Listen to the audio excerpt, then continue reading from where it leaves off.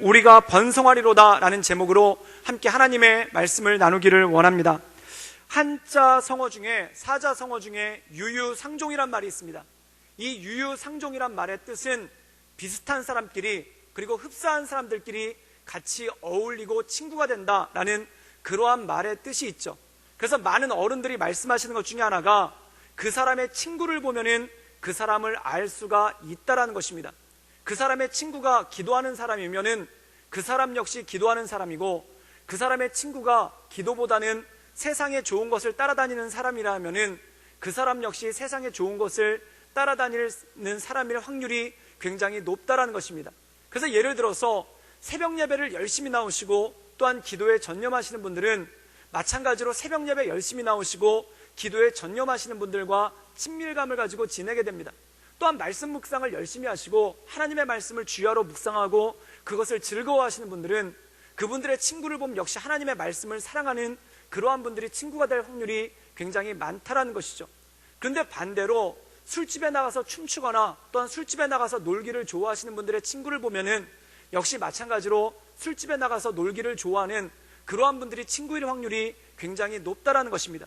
그리고 그분의 친구의 언어가 굉장히 부정적이고 입술 가운데 불평이 많고 욕이 많다면 그분 역시 불평이 많고 부정적이고 욕이 많을 확률이 굉장히 높다라는 것이죠. 그래서 사람은 그 사람이 사귀는 사람, 그 사람이 어울리는 사람이 어떤 사람인지를 보면은 그 사람에 대해서 알 수 있는 확률이 굉장히 높다라는 것입니다. 그래서 많은 부모님들께서 우리 자녀들을 바라보며 걱정하는 마음으로 이렇게 말씀하시죠. 가서 좋은 친구를 사귀어야 된다, 성실한 친구를 사귀어야 된다, 그리고 착한 친구를 사귀어야 된다라고 말씀을 하십니다. 그런데 이 말에 역설이 있는 거예요. 그게 뭐냐면 내가 좋은 친구를 사귀기 위해서는, 그리고 내 자녀가 좋은 친구를 사귀기 위해서는 그 역시 좋은 사람이 되어야지만 좋은 친구를 사귈 수가 있다는 것입니다. 많은 분들이 기도할 때 좋은 믿음의 동역자를 위해서, 또한 좋은 믿음의 사람을 위해서, 그리고 내 주변 가운데 선한 사람이 있기를 위해서 기도하는 경우가 참 많으신 것을 보게 됩니다. 근데 여기 한 가지 전제 조건이 따르는데, 그게 뭐냐면 내가 기도하는 사람으로 설 때, 그리고 내가 선한 사람으로 살기를 애쓸 때 내 주변 사람들이 기도하는 사람이고 선한 사람으로 생길 확률이 굉장히 높다는 것입니다. 근데 많은 분들이 이 세상을 살아가면서 특별히 자녀들을 바라보면서 걱정을 참 많이 하시는 것 중에 하나가, 우리 아이는 참 착하고 그리고 마음도 여리고 그리고 굉장히 순한 아이인데 이 험한 세상에서, 이 독한 세상에서 어떻게 살아갈 수 있을까? 이것에 대해서 걱정하시는 분들이 굉장히 많다는 것입니다. 그래서 자녀들을 훈계할 때 착하다는 말이 반드시 좋은 것만은 아니니까 거절할 때는 거절하고, 또한 양보하지 않아야 될 때는 양보하지 말거라, 그리고 남들이 하자는 대로 그냥 끌려다니지만 말거라 라는 말씀을 합니다. 그래서 어떤 말로 권면을 하시냐면 조금 독하게 살아도 괜찮다, 그리고 조금 야멸차게 살아도 괜찮다라는 그러한 말씀을 하시죠.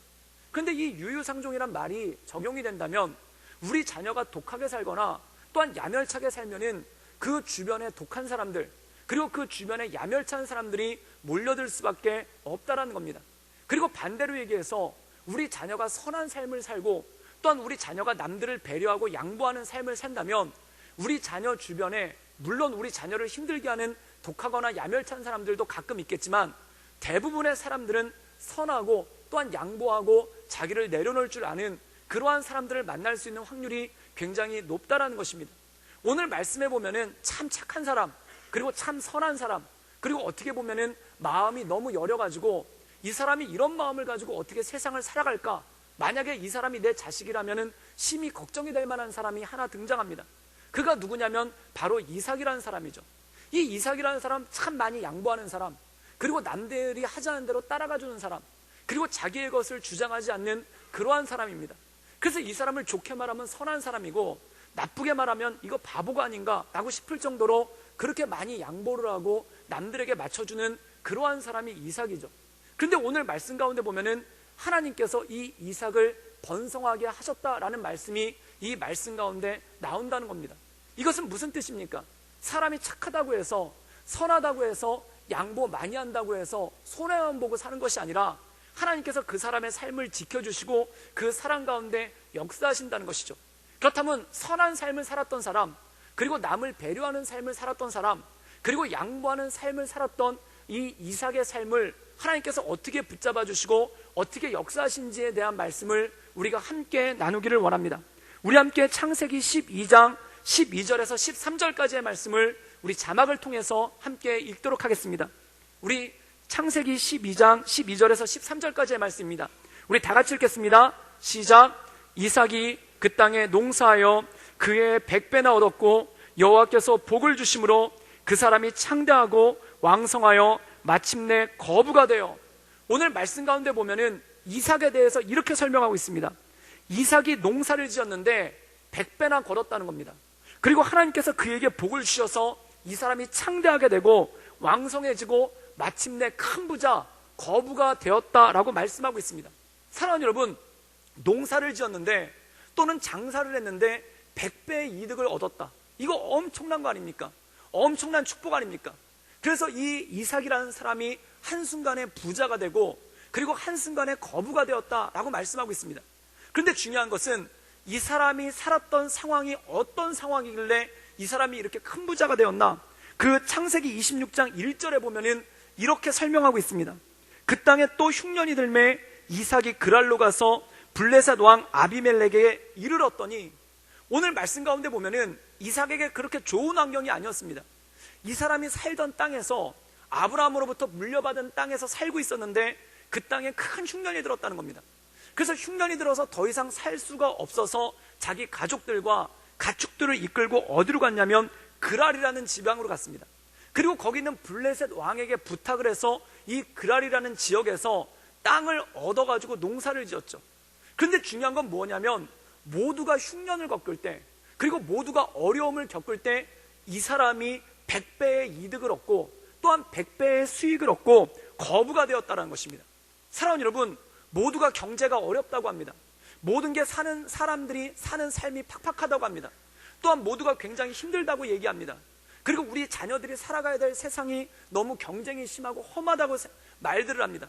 그러나 흉년 중임에도 불구하고 100배나 거두게 하신 이 하나님의 역사가 이 어려운 경제 상황, 또한 이 어려운 삶을 살아가는 우리 모든 성도님들에게 동일하게 역사하기를 주님의 이름으로 축원합니다. 사랑하는 여러분, 모든 사람들이 흉년에 빠지고 모든 사람들이 팍팍하고 어려운데 이 이삭이라는 사람만 100배의 수익을 얻고 거부가 되었습니다. 그럼 굉장히 좋은 일 아닙니까? 굉장히 축복된 일 아닙니까? 그런데 중요한 것은 뭐냐면 그 다음부터 시작이 됩니다. 그 다음이 무엇인가?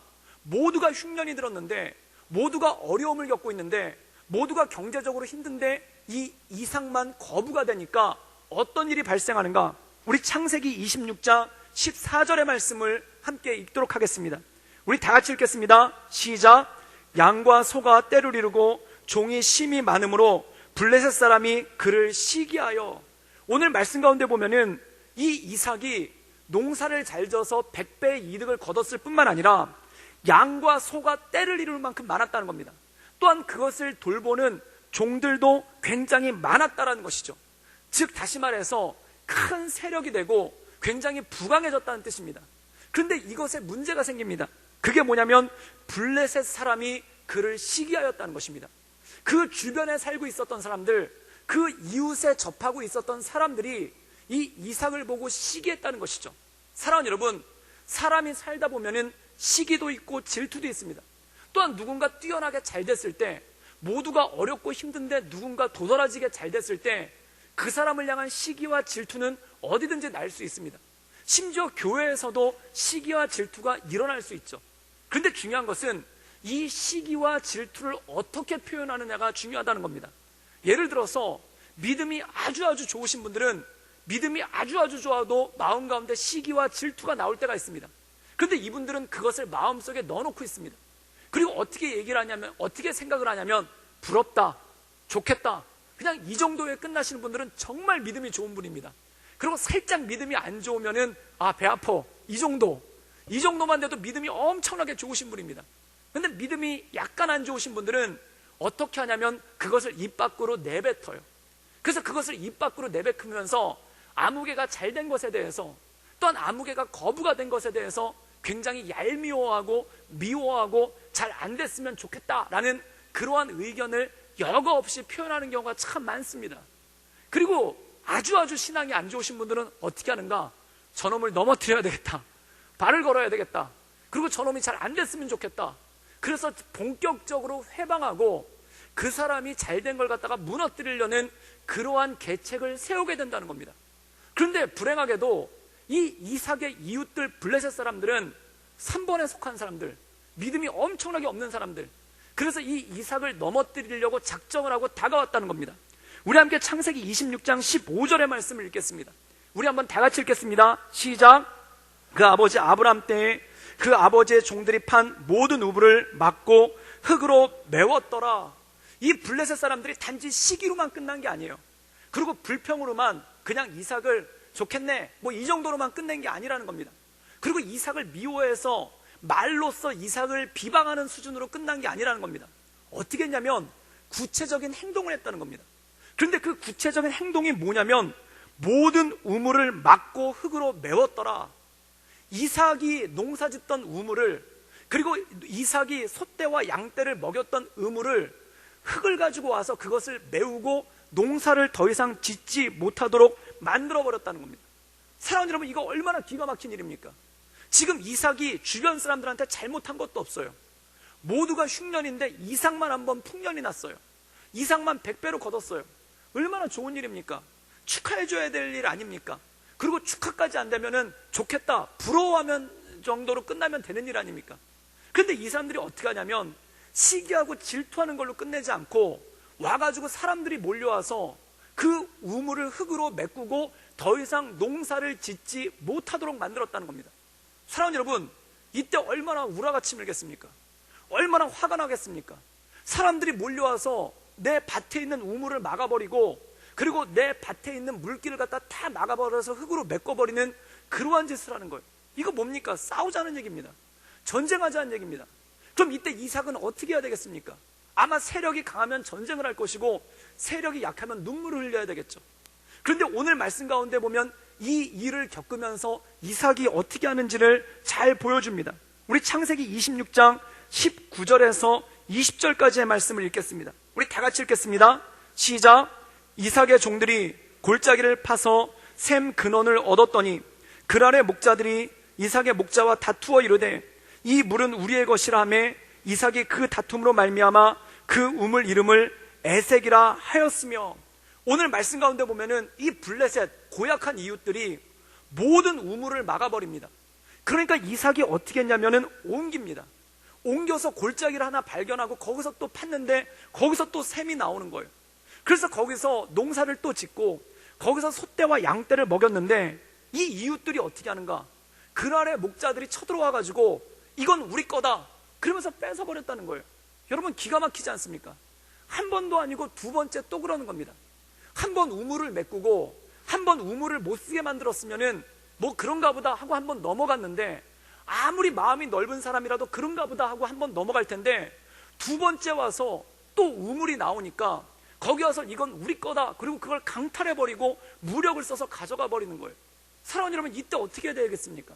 맞서 싸워야 되겠습니까? 아니면 아직 힘이 안 되니까 눈물을 흘리면서 내가 힘만 키워봐라 이러면서 이 상처를 씹어야 되겠습니까? 그런데 여기 보면 이삭이 또 이런 행동을 해요. 우리 창세기 26장 21절 말씀을 읽겠습니다. 우리 다 같이 읽겠습니다. 시작. 또 다른 우물을 팠더니 그들이 또 다툼으로 그 이름을 신나라 하였으며. 기가 막힌 말씀이 나옵니다. 또 다른 데로 옮겨서 또 우물을 팠습니다. 그런데 또 우물이 나오는 거예요. 그런데 문제는 무엇인가? 이 블레셋 사람들이 또 와서 또 다투는 겁니다. 또 농사를 못 짓게끔 그 우물을 메꿔버리고 그 우물을 뺏어버리는 그러한 모습이 생기는 것을 볼 수가 있다는 것이죠. 사랑하는 여러분, 이럴 때 어떻게 해야 되겠습니까? 한두 번도 아니고 세 번입니다. 첫 번째는 우물을 메꿔버리고, 두 번째는 우물을 팠더니 그 우물을 뺏어버리고, 그리고 세 번째 우물을 팠더니 와서 또 다투고 거기서 농사를 못 짓고 이 가축들을 못 먹이게 하는 겁니다. 사랑하는 여러분, 어떻게 해야 되겠습니까? 정말 말 그대로 참새도 밟으면 짹한다고, 지렁이도 밟으면 꿈틀한다고 뭔가를 해봐야 되지 않겠습니까? 그런데 이 이삭은, 어떤 권사님은 이것을 읽으면서 아유 답답이 이삭이 이러시더라고요. 본인이 가슴을 치면서 이 답답이 그러시더라고요. 그런데 이 답답이가 어떻게 했는가? 우리 다시 한번 말씀을 읽어보도록 하겠습니다. 창세기 26장 22절 말씀을 읽겠습니다. 우리 다 같이 읽겠습니다. 시작.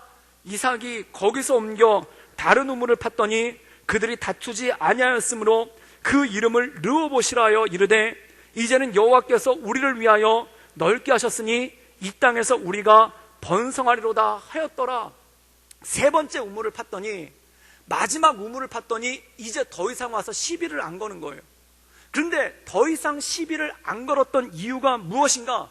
그것이 창세기 26장 28절에 나와 있습니다. 우리 한번 다 함께 읽어볼까요? 시작. 그들이 이르되 여호와께서 너와 함께 계심을 우리가 분명히 보았으므로 우리 사이 곧 우리와 너 사이에 맹세하여 너와 계약을 맺으리라 말하였노라. 사랑하는 여러분, 이삭이 농사를 못 짓도록 우물을 메꿨습니다. 그때 이 사람이 다투지도 않아요. 울지도 않아요. 그리고 조용히 떠나서 또 우물을 팝니다. 거기를 또 쫓아가가지고 그 우물을 뺏었더니 이 사람이 다투지도 않아요. 그리고 울거나 절망하지도 않아요. 또 조용히 옮겨가서 또 우물을 팝니다. 또 거기에 가가지고 그걸 메꾸고 행패를 부렸더니 이 사람이 또 조용히 옮겨가서 그 옆에서 또 우물을 파는데 우물이 또 나오더란 겁니다. 여러분, 괴롭히던 사람들이 겁을 먹었습니다. 괴롭히던 사람들이 마음이 철렁해졌습니다. 그래서 그들이 이삭에게 쫓아와서 뭐라고 얘기를 하냐면은, 그들이 이르되 여호와께서 너와 함께 계심을 우리가 분명히 보았노라. 사랑하는 여러분, 이러한 하나님의 역사가 여러분 삶 가운데 있기를 주님의 이름으로 축원합니다. 어디서 장사를 하고 있는데 누가 와서 장사를 못하게 괴롭히는 거예요. 울 수도 없고 싸울 수도 없고. 그래서 조용히 옆에 옮겼어요. 그랬더니 장사가 더 잘 돼요. 그래서 또 장사를 하고 있는데 또 어떤 깡패 같은 녀석들이 와서 또 방해를 하는 거예요. 내놓으라고 그러는 거예요. 그래서 싸울 수도 없고 울 수도 없어서 조용히 옮겼어요. 그랬더니 이 깡패 같은 녀석들이 또 와서 또 거기서 난동을 부리는 거예요. 장사를 못하게 하는 거예요. 그런데 또 다른 자리로 옮겼어요. 그랬더니 손님들이 또 몰려와요. 그때 어떤 일이 벌어지는가? 이 깡패들이 와서 그 앞에서 무릎을 꿇는 거예요. 두려운 거예요. 이 사람에게 뭔가 있구나. 이 사람에게 뭔가 역사가 있구나. 사랑하는 여러분, 저는 우리 성도님들에게 이러한 하나님의 역사가 있기를 주님의 이름으로 축원합니다. 그래서 그들이 뭐라고 얘기하는가? 29절에 이렇게 나옵니다. 너희는 우리를 해하지 말라. 지금 누가 누구를 해했습니까? 블레셋 사람들이 이삭을 해했습니다. 그런데 그 해로움을 끼칠 때마다, 그 못되게 굴 때마다 이삭이 싸우지도 않고 울지도 않고 조용히 옮겨가서 우물만 팔 뿐이에요. 그런데 그들이 두려움을 느끼는 거예요. 그리고 뭐라고 하냐면 우리를 해하지 말라. 우리가 그동안 잘못한 게 있는데 그것을 복수하지 말라. 우리를 용서해달라 라고 얘기하고 그들과 협정을 맺는 장면이 오늘 말씀 가운데 나온다는 것입니다. 사랑하는 여러분, D.L. 무디라는 사람이 있습니다. 이 무디는 너무나 잘 알려진 19세기, 20세기 초반의 미국의 복음 전도자죠. 근데 이 사람은 공부를 못한 사람입니다. 공부를 못해서 초등학교도 못 나와서 글도 잘 모르고 거의 문맹인 거예요. 근데 이 사람이 구두를 수선하는 구두 수선공이었는데 어느 날 이분이 복음을 받아들이고 복음을 전하고 싶은 마음이 뜨겁게 차오르는 거예요. 그래서 이분이 그 교회 주일학교를 갔습니다. 그래서 내가 어린아이들한테 복음을 전하고 싶습니다. 그때 사람들이 다 비웃는 거예요. 글도 모르는 네가, 배운 것도 없는 네가, 일개 굳은 수선공에 불과한 네가, 글자도 모르는 네가 이 아이들을 어떻게 가르칠 수 있는가? 주일학교를 가르치려면 똑똑해야 된다. 주일학교를 가르치려면 최소한 성경을 읽을 수 있어야 되지 않겠는가? 그런데 이 무디가 저한테 한 번만 맡겨주십시오. 그래가지고 주일학교 교사로 맡겨줬는데 교사로 임명도 제대로 하지 않았고 대충대충 하고 그 다음에 반도 안 맡겨줬어요.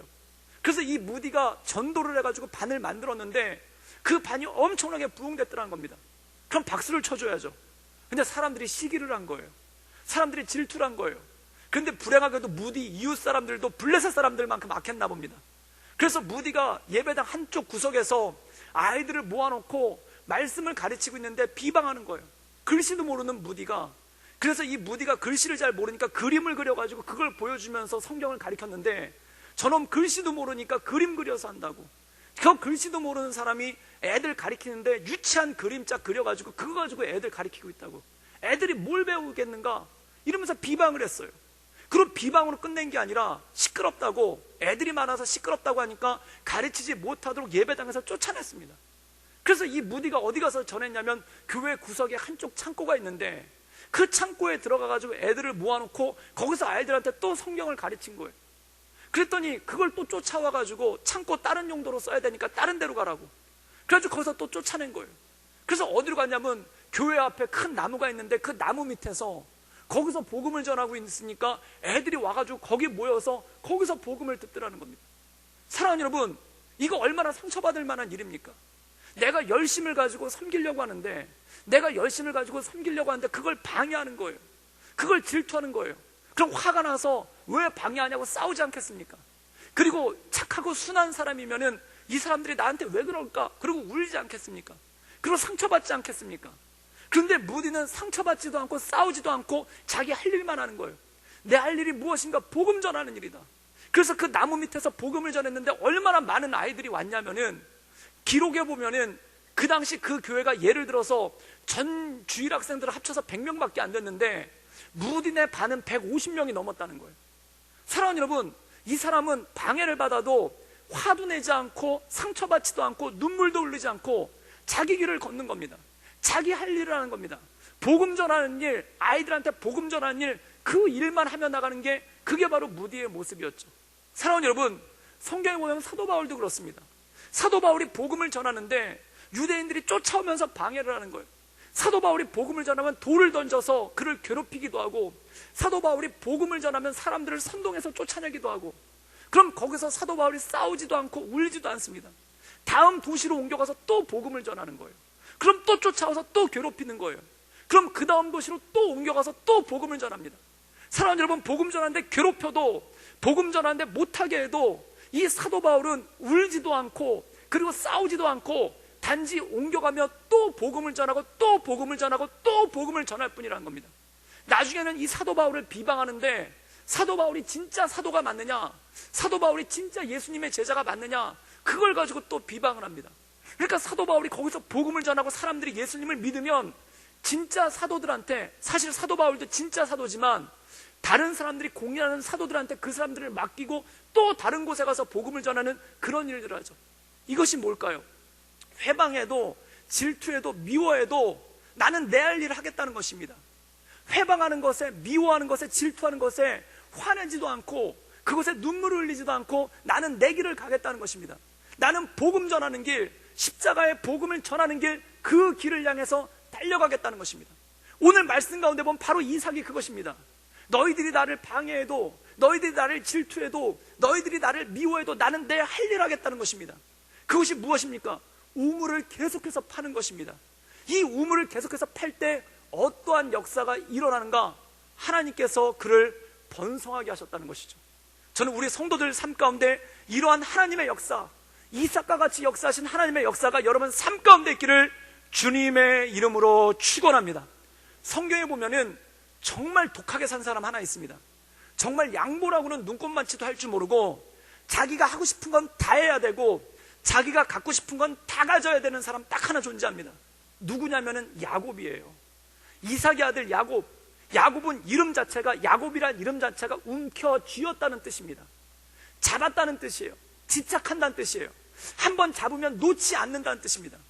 이 사람이 장자가 되고 싶은 거예요. 둘째로 태어났는데 장자가 되려면 어떻게 됩니까? 속여야죠. 뺏어야죠. 그래가지고 어떻게 하냐면 팥죽 한 그릇으로 자기 형으로부터 장자의 명분을 사고, 또한 이걸로도 부족하니까 눈먼 아버지, 눈이 보이지 않는 아버지한테 가서 형 목소리를 흉내를 내서 축복을 받아냅니다. 제가 가만히 보니까 인류 최초의 보이스피싱이 야곱이에요. 보이스피싱하는 자들의 아버지예요. 그리고 성대모사를 해서 눈도 보이지 않는 자기 아버지, 병약한 자기 아버지한테 가서 형 목소리를 흉내를 내가지고 그래도 축복을 받아내는 거예요. 사랑하는 여러분, 이 사람은 자기가 하고 싶으면 속여서라도 빼앗아서라도 어떻게 해서라도 받아내야 직성이 풀리는 사람이 이 사람이에요. 사랑하는 여러분, 그런데 놀랍게 보면은 성경에 야곱과 에서가 태어났을 때 하나님이 이렇게 말씀하십니다. 먼저 된 자가 나중되고 나중된 자가 먼저 되리라. 그리고 형이 동생을 섬기게 되리라. 이건 무엇입니까? 야곱에게 장자의 축복을 주시겠다는 거예요. 그런데 중요한 건 무엇인가? 이 사람은 기다리지를 못해요. 하나님이 주실 때까지 기다려야 되는데, 하나님께서 장자의 축복을 주실 때까지 기다려야 되는데 기다리지를 못해요. 그래서 어떻게 하는가? 마음이 조급해가지고 아버지가 혹시 형한테 장자의 축복을 해버려서 끝내버리면 어떡할까? 사랑하는 여러분, 축복을 하나님이 주시는 거지 이삭이 주는 겁니까? 아버지가 주는 겁니까? 그런데 하나님이 분명히 야곱에게 준다고 말씀하셨는데 마음이 급해가지고, 마음이 조급해가지고 견디지를 못해가지고 자기가 뭔가를 저질러 버리는 거예요. 사랑하는 여러분, 이 야곱이 왜 이렇게 마음이 조급하겠습니까? 마음이 조급한 이유는 딱 하나밖에 없습니다. 믿음이 없어서 그렇습니다. 하나님께서 주시겠다라는 약속에 대한 믿음이 없으니까, 하나님께서 나에게 주시고 이루실 거라는 믿음이 없으니까 내가 해보려고 하는 조급함이 마음 가운데 있는 거예요. 그런데 이 이삭은 어떻게 합니까? 내가 너를 번성케 하리라, 번성케 하리라 약속하셨는데 우물은 자꾸 뺏기고 있어요. 우물을 자꾸 뺏기는데 어떻게 번성케 될 수 있겠습니까? 그러나 번성케 하리라는 하나님의 약속을 믿고 그가 하나님의 말씀 가운데 인내하며 나간 줄 믿습니다. 사랑하는 여러분, 이삭이 마음이 선해서, 이삭이 마음이 순해가지고 순둥이라서, 또 어떻게 말하면 멍청이라서 자기 거 뺏기면서 꼼짝 못한 게 아니에요. 그는 하나님의 말씀을 믿고 믿음 가운데 나갔다는 겁니다. 믿음이 있으니까 양보할 수도 있는 거예요. 믿음이 있으니까 기다릴 수도 있는 거예요. 믿음이 있으니까 실망하지도 않는 거예요. 믿음이 있으니까 상처도 안 받는 거예요. 그런데 야곱은 어떻게 합니까? 뺏길까봐, 자기 아버지가 자기 형 축복할까봐 그게 마음이 급해가지고, 그래가지고 자기 힘으로 하나님의 축복을 쟁취하려고 하지 않습니까? 또 이 야곱이라는 사람, 라헬이라는 여자한테 반했습니다. 그런데 이 당시 풍습은 큰언니보다 동생이 먼저 결혼을 못해요. 근데 라헬은 둘째예요. 그러면 큰언니가 결혼할 때까지 기다려야 되는 거 아닙니까? 그걸 못 기다려요. 그걸 못 기다려서 난리를 치다가 결국 큰언니랑도 결혼하고 둘째 레아랑도 결혼해서 이루기는 이뤄냅니다. 또한 그가 사랑하는 아들이 있는데 요셉, 11번째 아들 요셉을 사랑하는 거예요. 아낌없이 사랑합니다. 아랑곳하지 않고 사랑합니다. 남들이 어떻게 되든 말든 그냥 자기 하고 싶은 대로 다 하는 사람이에요. 이 야곱이라는 사람 어떤 사람인가? 하고 싶으면 해야 되고, 갖고 싶으면 가져야 되고, 얻고 싶으면 얻어야만 직성이 풀리는 사람, 이것에 대해서 조금도 못 참는 사람, 조금도 못 기다리는 사람이 바로 야곱이라는 겁니다. 그럼 사랑하는 여러분, 갖고 싶은 거 갖고, 하고 싶은 거 하고, 얻고 싶은 거 얻었으면 행복해야 될 거 아닙니까? 세상 떵떵거리면서 살아야 될 거 아닙니까? 근데 이 사람만큼 불행한 사람이 없는 거예요. 이 사람만큼 인생이 힘든 사람이 없는 거예요. 이유가 무엇입니까? 형의 장자권을 속여서 뺏었더니 형이 가만히 있겠습니까? 이 형 에서가 칼을 들고 죽이려고 쫓아오는 거예요. 그래서 그것 때문에 출행당을 놓았죠. 그리고 이 둘째 딸 라헬이랑 어떻게 결혼하려고 애썼더니 이 자기 딸 가지고 사기치는 사기꾼이 등장해요. 라반이라는 외삼촌이 자기 딸 가지고 사기를 쳐버려요. 그래서 14년 동안 죽어라고 일했죠. 그리고 이 자기가 사랑하는 아들 요셉 아낌없이 사랑하고, 하고 싶은 대로 사랑하고, 다른 아들이야 상처받던 말던 일단 자기 하고 싶은 대로 다 사랑하지 않았습니까? 그런데 어떤 일이 벌어집니까? 10명의 아들들이, 이 10명의 아들들이 얼마나 독한지, 그냥 자기 동생이 마음에 안 들면 어디 데려가서 꿀밤 한 대 주면 될 거 아닙니까? 근데 죽이려고 구덩이에 빠뜨려버리고, 여의치 않으니까 팔아버리고, 그리고 자기 아버지한테는 동생 옷에다가 염소피를 묻혀가지고 죽었다라고 거짓으로 얘기한 거예요. 이 다음부터 이 야곱이 지옥 같은 인생을 살지 않습니까? 사랑하는 여러분, 하고 싶은 거 다 한다고, 얻고 싶은 거 다 얻었다고, 갖고 싶은 거 다 가졌다고 행복한 게 절대 아닌 거예요. 사랑하는 여러분, 겉보기에 보면은 야곱이 자기 하고 싶은 대로 다 하고 사는 것 같지만 결국 모든 것을 다 잃어버리지 않습니까? 이런 사람이 헛똑똑인 거예요. 인생 독하게 살면서, 양보도 안 하고 살면서, 남들에게 어떤 여지도 주지 않으면서 자기 갖고 싶은 건 다 갖고 자기 하고 싶은 건 다 움켜쥐는 것 같지만 결국엔 뒷문으로 다 잃어버리는 거예요. 이런 사람이 헛똑똑이 아닙니까? 근데 사랑하는 여러분, 이삭을 보십시오. 다 잃어버린 것 같아요. 다 뺏긴 것 같아요. 다 모든 걸 갖다가 다 잃어버린 것 같아요. 그런데 그가 어떻게 됩니까? 그가 번성하였더라. 결국 하나님께서 그 모든 것을 채워주시고 메꿔주신다는 것이죠. 사랑하는 여러분, 잠언 16장 3절에 이런 말씀이 있습니다. 너의 행사를 여호와께 맡기라. 그리하면 내가 경영하는 것이 이루어질 것이다. 사랑하는 여러분, 경영은 내가 하는 것입니다. 그런데 이루시는 것은 하나님인 줄 믿습니다. 야곱의 과오가 뭘까요? 자기가 경영도 하고 자기가 이루기도 하려고 하는 거예요. 자기가 경영도 하고 자기가 이루기도 하려고 그런 거예요. 그러니까 힘든 거예요. 하나님께 맡기질 못하니까 그렇습니다. 너의 행사를 여호와께 맡기는 사람은 어떤 사람인가? 경영은 내가 하지만 경영하는 것은 내 몫이고 이루시는 것은 하나님의 몫인 줄 믿습니다. 그것을 믿음으로 나가는 거예요. 사랑하는 여러분, 요한복음 2장에 보면은 가나 혼인잔치의 기적이 나오지 않습니까? 빈 항아리가 있는데 예수님이 하인들에게 그 빈 항아리를 물로 채우라고 말씀하시는 거예요.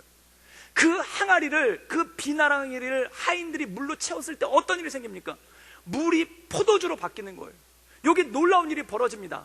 항아리를 물로 채우는 것은 하인들의 일, 그것을 포도주로 바꾸는 것은 예수님의 역사인 줄 믿습니다.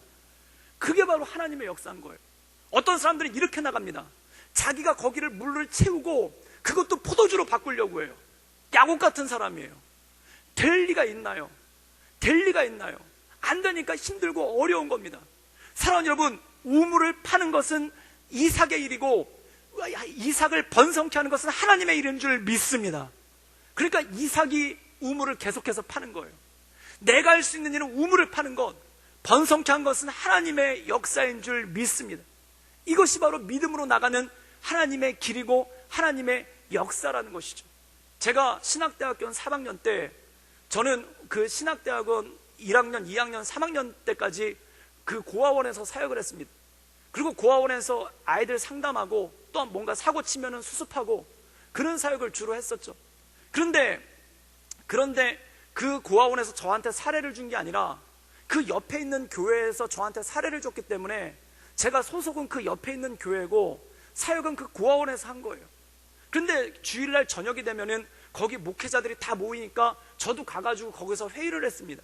그럼 저녁 9시에 저녁 예배 끝나고 부목사님들, 전임전도사님들, 그리고 교육전사님들 다 모여가지고 회의를 하는데 그때 보고를 하는 거예요.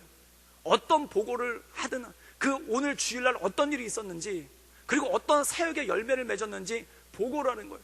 청년부 교육전도사님 보고할 때 하늘에서 별이 쏟아집니다. 너무 사역을 아름답게 해요. 중등부, 고등부 전도사님 보고를 할 때 하늘에서 무지개가 뜹니다. 그리고 초등부, 유치부 전도사님 보고할 때 교회에서 꼭 필요한 일을 했어요. 제가 이렇게 보고를 하잖아요. 그러면 누구 사고 쳤는데 상담하고 왔습니다.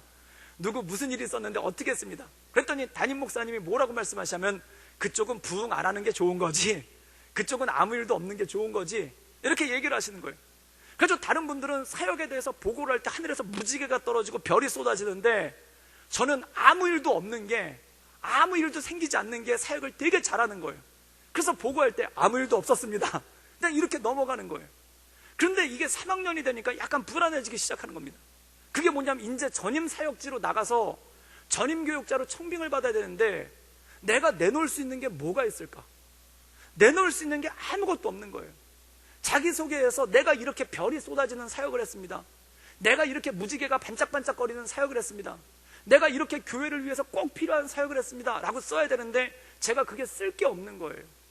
그리고 남들이 보기에도 저 사람 참 사역 잘한다, 참 저 사람에게 사역하면 하늘에서 무지개가 뜬다 라는 게 있어야 되는데 그런 게 전혀 없는 거예요. 마음이 불안해지죠. 그리고 또 어떤 전도사님이 와서 스펙이 화려해야 되는데 너는 스펙이 없어서 힘들겠다, 그 얘기하는 거예요. 진짜 아무것도 없는 거예요. 그래서 마음 가운데 떨림이 있었어요. 그래가지고 어떻게 해야 되나, 지금이라도 사역을 옮겨봐야 될까, 지금이라도 다른 일을 해봐야 될까, 별의별 생각이 다 들었습니다. 그런데 그때 읽었던 말씀이 바로 이건 거예요. 이 이삭이 멈추지 않고 우물을 파더라고요. 우물을 뺏기는데도 또 파요. 우물을 메꾸는데도 또 파요. 이 우물을 파서 번성할 길이라는 보장이 없는데도 우물을 계속 파고 있는 거예요. 왜 그랬을까요? 우물을 파는 것은 이삭의 일이고 번성케 하는 것은 하나님의 일인 줄 믿습니다. 내가 우물 파고 내가 번성케 하려면 쓰러지는 거예요. 그리고 어차피 번성하지도 못할 거 우물은 파서 뭐 할까? 냅두면 아무것도 아닌 거예요. 내 사역 열심히 하자, 내게 맡겨진 사역 열심히 하자, 그리고 그냥 열심히만 했습니다. 우물만 팠습니다. 또 메꿔지지만 또 파고, 또 메꿔지면 또 파고, 울지도 않고 슬퍼하지도 않고 화내지도 않고 파고 묻고 파고 묻고 그것만 한 거예요. 그때 여름방학을 앞두고 있는데 어디서 뭐를 전화가 한 통이 왔어요. 받아봤더니 청빙 제의가 온 거예요. 제가 그때 누구한테 부탁한 적도 없고 이력서 낸 적도 없어요. 그랬더니 지방에 있는 한 대학교 교목으로 올 생각이 없느냐는 거예요. 저는 청년 사역을 한 번도 해본 적이 없어요. 특히 대학교 사역을 해본 적도 없어요. 그런데 그분이 저를 부른 거예요. 오라는 거예요. 제가 깜짝 놀랐습니다. 왜 나를 불렀을까? 어떻게 알고 불렀을까? 그러고 다음에 그 다음날 전화가 또 한 통이 오는 거예요. 그 섬겼던 교회 담임 목사님이 잠깐 보자는 거예요. 갔더니 이분이 뭐라고 얘기하냐면은 졸업한 다음에 교회 남으라는 겁니다. 전임 사역자로 같이 사역하자는 겁니다. 그리고 교육부서를 맡아가지고 교육부서 총괄 전임 전도사로 있으라는 겁니다. 마음 가운데 참 감사함이 왔어요. 내가 보고하는 게 이분이 하신 말씀이 너는 아무 일도 없는 게 좋은 거지, 그렇게밖에 보고받은 게 없는데 이분이 왜 나를 쓰려고 할까? 신기한 거예요. 그리고 집에 왔는데 전화가 한 통 또 왔어요. 그게 뭐냐면 지방에 있는 학교 교목으로 가신다는데 뭐 굳이 지방까지 가시겠습니까? 서울 근교에 있는 대학교인데 거기로 오십시오. 거기로 오시면은 저희가 대학원 공부할 수 있도록 도움도 드리겠습니다. 그때 제가 굉장히 기뻤어요. 내가 이런 사람이로구나. 갑자기 자존감이 확 올라갔어요. 그리고 뭘 택했냐면 제일 먼저 전화 온대. 거기 제일 먼저 전화 왔고 거기가 제일 먼저 불러줬으니까 거기로 가기로 하고 지방에 있는 대학교로 내려가서 교목으로 사역을 했습니다. 그런데 한 가지를 느낀 거예요. 그게 뭐냐면 나는 우물만 파고 우물 파는 건 내 일이고 번성케 하는 것은 하나님의 일인 줄 믿습니다. 사랑하는 여러분, 우물을 팔 때마다 와서 메꿔버리는데, 우물을 팔 때마다 와서 빼앗아 버리는데 우물을 팔 이유가 뭐가 있겠습니까? 우물 팔 이유가 뭐가 있겠습니까? 씨를 뿌리는데 거둔다는 보장이 없는데 씨를 왜 뿌리겠습니까? 물을 항아리에 채웠는데 내가 그걸 포도주로 바꿀 능력이 없는데 그걸 왜 하겠습니까? 그런데 중요한 게 이거예요. 우물을 파는 것은 이삭의 일, 그리고 그 이삭을 번성케 하신 일은 하나님의 역사인 줄 믿습니다. 씨를 뿌리는 것은 내 일, 그리고 그것을 거두게 하시는 분은 하나님인 줄 믿습니다. 너의 행사를 여호와께 맡기라. 내가 경영하는 것이 이루어지리라. 경영하는 것은 내 일, 이루어주시는 분은 하나님인 줄 믿습니다. 그게 바로 믿음인 거예요. 그 믿음을 가지고 이 이삭이라는 사람이 믿음을 가지고 우물을 팠기 때문에 이 우물을 팠을 때 이 우물이 메꾸어지고 이 우물이 빼앗긴다 할지라도 나를 번성케 하시는 분은 하나님이기 때문에 나는 내게 주어진 일, 우물을 파며 나가는 것, 그것이 바로 하나님의 역사이고 그것이 바로 믿음 아니겠습니까? 사랑하는 여러분, 저는 우리 모든 성도님들이 이 믿음 가운데 굳건히 살아갈 수 있기를 주님의 이름으로 축원합니다. 어떤 분들은 자기가 뿌리고 자기가 거두려는 분이 있어요. 야곱처럼 무너집니다. 내가 경영하고 내가 이루려는 분이 있어요. 야곱처럼 무너집니다. 어떤 분들은 내가 뿌린다 한들 거둔다는 보장도 없는데 왜 뿌릴까? 그것 때문에 아무것도 못 하시는 분들이 있어요. 그럼 이것을 기억하십시오. 우물은 이삭이 팠지만 하나님이 번성하게 하십니다. 뿌리긴 내가 뿌렸지만 하나님이 거두게 하십니다. 내가 경영했지만 이루게 하신 분은 하나님인 줄 믿습니다. 항아리에 물을 채우는 것은 내 일이고 그것을 포도주로 바꾸시는 일은 하나님의 역사인 줄 믿습니다.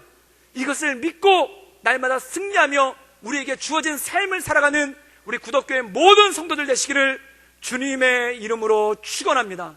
기도하겠습니다. 사랑의 마으신 주님, 경영은 사람이 하지만 이루시는 분은 하나님인 줄 믿습니다.